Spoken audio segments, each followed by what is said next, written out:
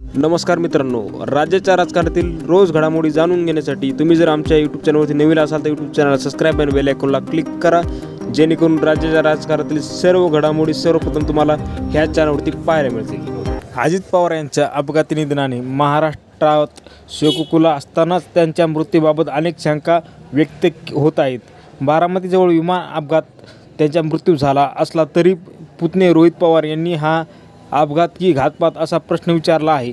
सरकारी तपास आवश्यक दाखवत रोहित पवार आता खाजगी गुप्तहेर संस्थेकडून या घटनेची सखोल चौकशी करण्यात येत आहे, ज्यामुळे या प्रकरणाला नवं वळण लागलं आहे. राज्याचे उपमुख्यमंत्री राष्ट्रवादीचे नेते अजित पवार यांच्या अपघाती निधनामुळे अख्ख्या महाराष्ट्र शोककूळ झाला आहे.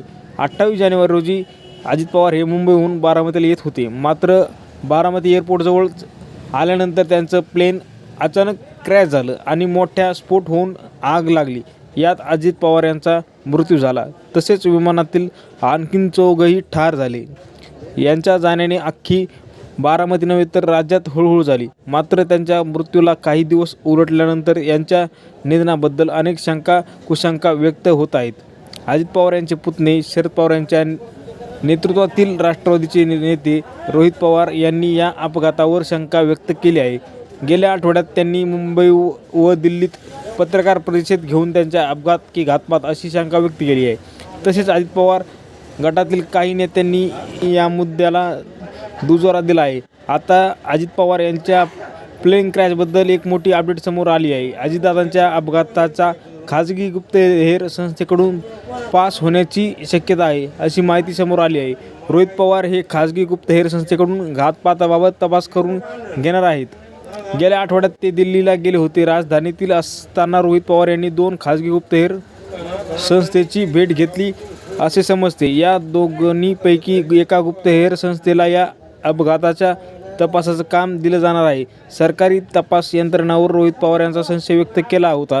त्यावर रोहित पवार ही खाजगी गुप्तहेर संस्थेकडून या अपघाताचा तपास करून घेणार असल्याची माहिती समोर आली आहे. काही दिवसापूर्वी रोहित पवार यांनी पत्रकार परिषद घेऊन अजित पवार यांच्या विमान अपघाताबद्दल प्रश्न उपस्थित केले होते. त्यांचा घटनाक्रम त्यांनी संपूर्ण मांडला होता. मेन पायलट कपूरांची चौकशी झाली पाहिजे. ते दारू पीत होते का? त्यांना मेंटल टेस्ट होता का? फायनान्शियल कारण होतं का? पैशासाठी त्यांच्यावर दबाव होता का? त्यामुळे त्यांना अपघात केला का? याची चौकशी झाली पाहिजे. कंपनीच्या व्हॉट्सअप ग्रुपची चौकशी झाली पाहिजे. चॅट डिलीट झाल्यावर तरी ती माहिती मिळते. ॲरो नावाच्या कंपनीच्या चॅटचंही चौकशी केली पाहिजे. हँडल करणे ओके का म्हटले? विजिबिलिटी नसताना टेक ऑफ का झालं आणि लँड का झालं याची चौकशी झाली पाहिजे असंही म्हटलं आहे. अजित पवारांचा हा अपघात नव्हे तर घातपात आहे असा संशय रोहित पवार यांनी व्यक्त केला होता. त्यामुळे एकच खळबळ उडाली आहे. त्यामुळे सरकारी तपास यंत्रणेवर संशय व्यक्त केला किंवा हा तपास करण्यासाठी तपास यंत्रणेला दिरंगाई होण्याची शक्यता आहे. त्यामुळे रोहित पवार हे 2 पैकी एका संस्थेकडून या अपघाताचा तपास करून घेणार असल्याचे समजते. गेल्या आठवड्यात जेव्हा ते दिल्ली दौऱ्यावर होते त्यावेळी त्यांनी काही खाजगी गुप्तहेर संस्थेच्या प्रमुखांची देखील भेट घेतली होती. या भेटीदरम्यान त्यांनी अजित पवार यांच्या अपघाताची संपूर्ण माहिती त्या गुप्तहेर संस्थेला याचा तपास देखील या संस्थेकडून करून घेतला जाणार असल्याचं समजलं जात आहे. याच दरम्यान रोहित पवार यांनी महत्त्वाचं ट्विट केलं. स्वर्गीय दादांच्या दुर्दैवी अपघाताचा आज 20वा दिवस असून अद्यापही DGCA कडून प्राथमिकता चौकशी अहवाल आलेला नाही. तसेच सर्व नियमाची उल्लंघन करत विमान चालवणाऱ्या VCR कंपनीविरोधात देखील काही कारवाई करण्यात आलेली नाही. परिणामी शंका अधिक बळावत चाललेल्या आहेत. त्यामुळे DGCA ने लवकरात लवकर प्राथमिक चौकशीचा अहवाल द्यावा. तसेच VCR वर योग्य ती कारवाई करावी अशी मागणी देखील केलेली आहे.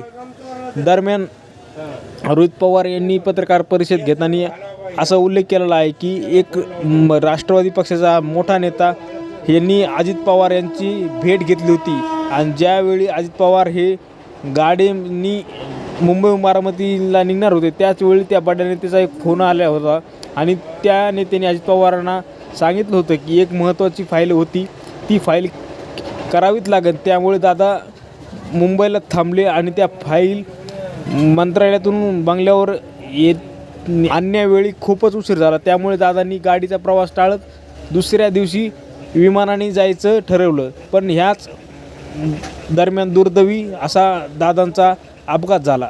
मित्रांनो, तुम्हाला काय वाटतंय? अजितदादा यांचा घातपात केलेला आहे का? तुमच्या प्रतिक्रिया आम्हाला कमेंट बॉक्समध्ये नक्की कळवा. आणि अजून जर तुम्ही आमचं यूट्यूब चॅनल सबस्क्राईब केलं असेल तर चॅनल सबस्क्राईब करा.